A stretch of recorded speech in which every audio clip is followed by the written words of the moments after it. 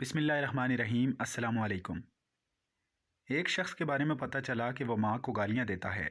अमीरुल मोमिनीन उमर फ़ारूक रज़ी अल्लाह ताला अन्हु ने इस शख्स को बुलवाया और हुक्म दिया कि पानी से भरी हुई मश्क लाई जाए। फिर वो मश्क इसके पेट पर खूब कस कर बंधवा दी और उसे कहा कि उसे इसी मश्क के साथ चलना फिरना भी है और खाना पीना भी है और सोना जागना भी है।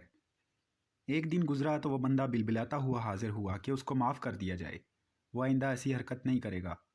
आप रज़ी अल्लाह ताला ने पानी आधा कर दिया मगर मश्क बदस्तूर उसके पेट पर बांधी रहने दी।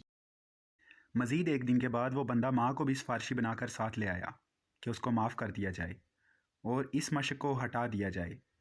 वो 2 दिन से ना तो सो सका है और ना ही ठीक से कुछ खा सका है। आपने इसकी माँ की तरफ इशारा करते हुए फरमाया, इसने तुझे पेट के बाहर नहीं बल्कि पेट के अंदर इतने ही वज़न के साथ 9 माह तक उठा कर रखा है। ना वो ठीक से सो सकती थी, ना वो ठीक से खा सकती थी।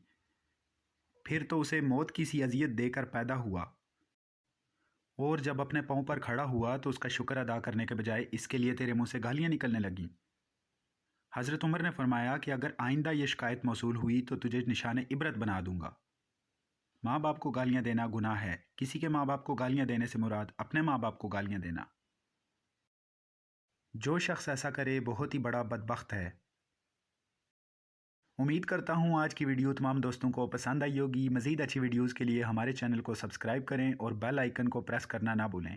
अपना ख्याल रखिएगा। अल्लाह हाफ़िज़।